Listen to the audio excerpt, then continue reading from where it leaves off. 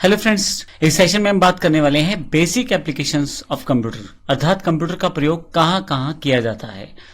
वैसे तो कहीं भी कोई भी ऐसा क्षेत्र नहीं है जहां पे कंप्यूटर का प्रयोग ना किया जाए या ना होता हो, लेकिन फिर भी उनमें से कुछ चुनिंदा मैं यूजेज यहाँ पे बेसिक एप्लीकेशन बताना चाहता हूँ, जिससे आपको थोड़ा आइडिया हो जाए कि आप किस प्रकार से कहाँ कहाँ इसका प्रयोग किया जाता है। जैसे कि आप सब जानते हैं कि कंप्यूटर हमारे जीवन का इंपॉर्टेंट पार्ट बन गया है।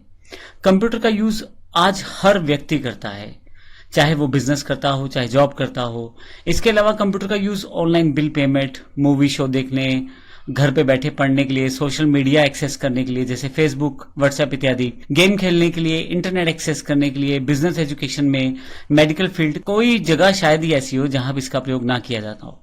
लेकिन आइए हम शुरू करते हैं कुछ बेसिक एप्लीकेशंस, कहाँ कहाँ इन कंप्यूटर का प्रयोग किया जाता है। तो सबसे पहले मैं बैंकिंग का नाम लेना चाहूंगा। आज की डेट में पैसे का लेन देन ऑनलाइन होना शुरू हो गया है, बड़ा आसान हो गया है। वो संभव हुआ है कंप्यूटर की वजह से। बैंकिंग इंडस्ट्री ने बड़े बड़े सर्वर बना दिए जिसमें आपका डेटा सेव रहता है। आप अपने मोबाइल से ही इवन उन डेटा को प्रयोग कर सकते हैं, एक अकाउंट से दूसरे अकाउंट में पैसा ट्रांसफर कर सकते हैं। अब कंप्यूटर का यूज एज अ सर्वर यहाँ बड़ा इंपॉर्टेंट है। यदि आप एटीएम मशीन पे चले जाएं तो एटीएम मशीन में एक छोटा सा कंप्यूटर लगा होता है जिसमें से वो कैलकुलेशंस करता है, आपके अकाउंट को चेक करता है और देखता है आपके खाते में बैलेंस है, अगर है तो आपको पेमेंट निकालने देता है। ये सारी सुविधाएं तभी प्राप्त हुई हैं जब हम लोग बैंकिंग में कंप्यूटर का इस्तेमाल कर रहे हैं।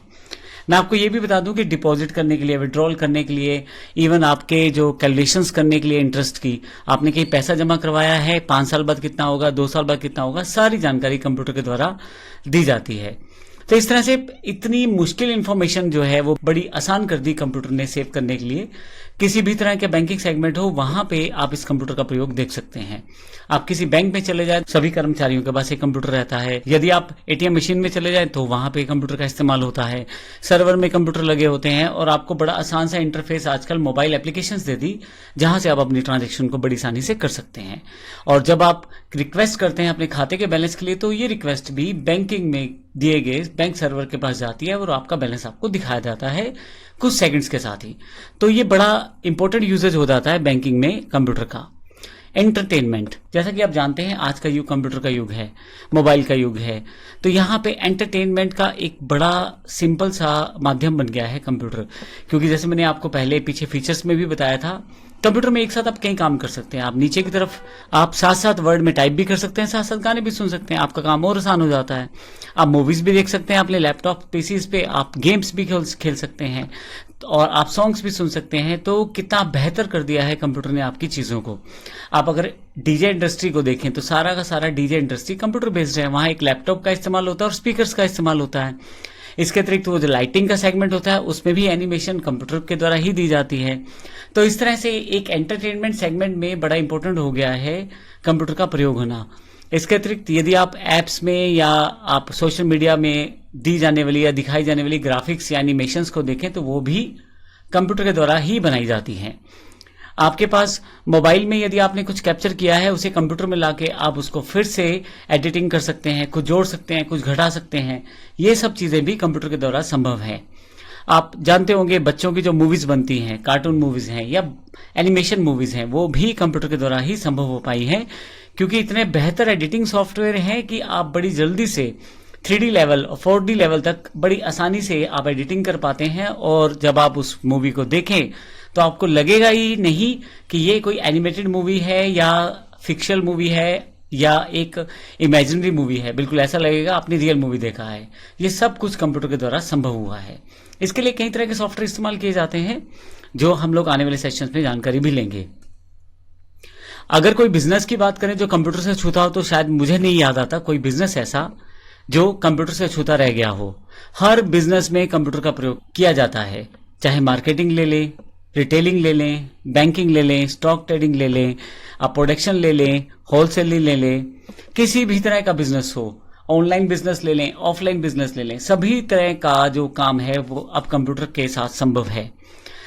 मैं एक सिंपल एग्जांपल दे देता हूं। अगर आप ये जानना चाहते हैं कि आपको किससे पैसा लेना देना है तो बड़ी आसानी से आप बिजनेस सेगमेंट में जान सकते हैं कंप्यूटर के द्वारा, क्योंकि अकाउंट्स कंप्यूटर में मेंटेन किया गया है।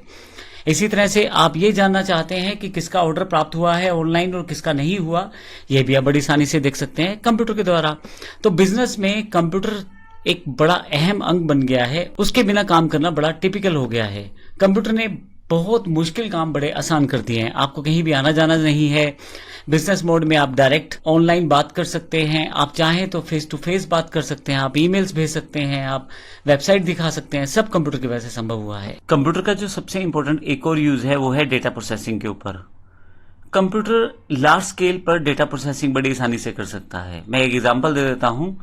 जैसे मान लीजिए मुझे ये जानना है कि पिछले 10 साल में एक कंपनी ने सबसे ज्यादा खर्च कहां किया, या मान लीजिए ये जानना है कि पिछले 10 साल में मेरी टोटल सेल पर डे जो रही उसका टोटल कितना रहा।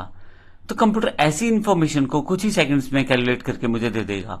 ना केवल दे देगा बल्कि अगर आप उसमें कंपेयर करना चाहते हैं कुछ इन्फॉर्मेशन को तो वो भी बड़ी आसानी से आप कर सकते हैं। एक एग्जाम्पल और है, जैसे आप भारत में आप जानते हैं आधार कार्ड चलता है, तो जब भी आप कोई इन्फॉर्मेशन चाहते हैं इंटरनेट पे जाते हैं, आपको आधार कार्ड डाउनलोड करना होता है, तो देखें कि इतने सारे आधार कार्ड में से आपका आधार कार्ड ढूंढ के लाना है, ओटीपी आएगा और आपका आधार कार्ड आपके पास मिल जाएगा। ये सब चीजें ऑनलाइन डेटा प्रोसेसिंग का उदाहरण है। तो इस तरह से पूरे के पूरे डेटा को एनालाइज करना और उसमें से इंफॉर्मेशन निकालना, ये जो डेटा प्रोसेसिंग का काम होता है ये बड़ी आसानी से कंप्यूटर के द्वारा कर लिया जाता है। इसके अलावा कम्युनिकेशन में अगर आप बात करें तो 4G इवन 5G आ चुका है। कंप्यूटर टेक्नोलॉजी में कम्युनिकेशन में इंटरनेट का यूज बहुत ज्यादा किया है। बेशक हम ज्यादातर मोबाइल इस्तेमाल करते हैं लेकिन बैकएंड पे इसके कंप्यूटर ही कार्य करता है। बड़े बड़े सर्वर्स स्थापित करना जिनमें कंप्यूटर का अहम रोल होता है, डेटा को ट्रांसफर करना इंटरनेट टेक्नोलॉजी के द्वारा, ये सब कंप्यूटर के द्वारा ही विकसित किया गया है। वीडियो कॉलिंग है, चैटिंग है, ईमेल से बात करना या बड़े बड़े बैकएंड पे इस तरह की डिवाइसेस लगाना जो इन सब चीजों को संभव करती हैं, उसके पीछे भी कंप्यूटर का ही हाथ रहता है। बेशक डिवाइसेस कुछ जगह चेंज हुई हैं, जैसे मोबाइल डिवाइसेस का हम यूज करना शुरू कर चुके हैं, लेकिन फिर भी हम बैकएंड पे कंप्यूटर पे ही निर्भर हैं। जिस वक्त हमारा नेट बंद हो जाए या सर्वर डाउन हो जाए तो हम मोबाइल का भी यूज नहीं कर पाते, क्योंकि हमारा वो सर्वर नहीं चल रहा, इस कारण हमारा इंटरनेट भी नहीं चल रहा। ये सारा कम्युनिकेशन सिस्टम जो है कंप्यूटर के द्वारा ही पॉसिबल हुआ है। नेक्स्ट जो हमारे पास बेसिक एप्लीकेशन है सिक्योरिटी। आप जानते हैं सिक्योरिटी में बहुत इंपॉर्टेंट पार्ट रहता है कंप्यूटर का। एक कंट्रोल रूम पूरे शहर का बन जाए और वहां से पूरे शहर पर नजर रखी जाए, ये सिर्फ कंप्यूटर से ही संभव हुआ है।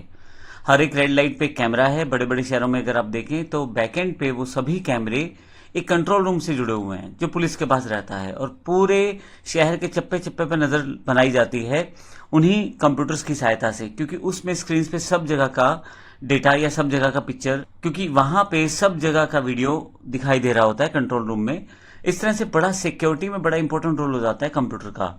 ना केवल आप उन सिक्योरिटी कैमरास को लाइव देख सकते हैं बल्कि आप उनकी रिकॉर्डिंग भी कर सकते हैं और बाद में कभी भी आप उस इंफॉर्मेशन को एक्सेस कर सकते हैं या उन वीडियोस को दोबारा देख सकते हैं।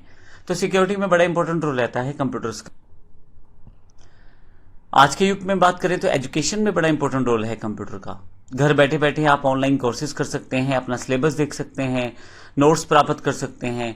बेहतर से बेहतर टीचर आपके पास अवेलेबल हैं जो ऑनलाइन कोर्सेज दे रहे हैं। आप घर बैठे ही कंप्यूटर के माध्यम से ऑनलाइन क्लासेस भी अटेंड कर सकते हैं, क्योंकि टीचर के पास अपना प्रोसेस रहता है, अपने सॉफ्टवेयर हार्डवेयर रहते हैं और स्टूडेंट कहीं भी बैठे उससे कनेक्ट होकर अपने लेक्चर्स को अटेंड कर सकता है।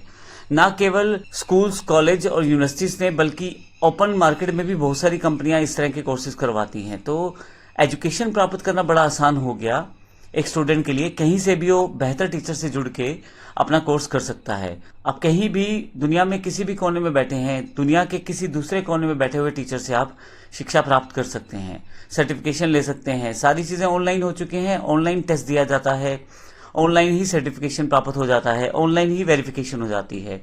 तो ये सब चीजें जो बड़ी पॉसिबल हो गई हैं वो कंप्यूटर की सहायता से ही हुई हैं। हमारे पास अगला जो इसका एप्लीकेशन है कंप्यूटर का जो इंपॉर्टेंट है, वेदर फोरकास्टिंग से रिलेटेड है।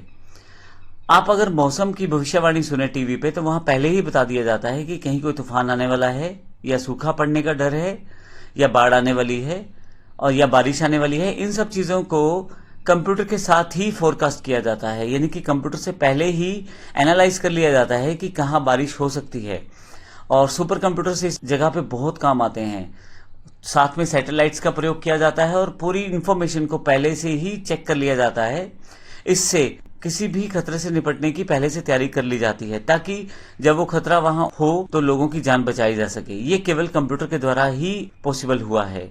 तो इस तरह से हमने इस सेशन में जानकारी ली है कि बेसिक एप्लीकेशन कौन सी है कंप्यूटर की, कहाँ कहाँ किस किस जगह कंप्यूटर का किस तरह से इस्तेमाल किया जाता है, जो एक तरह से कंप्यूटर की उपलब्धता ही बताता है।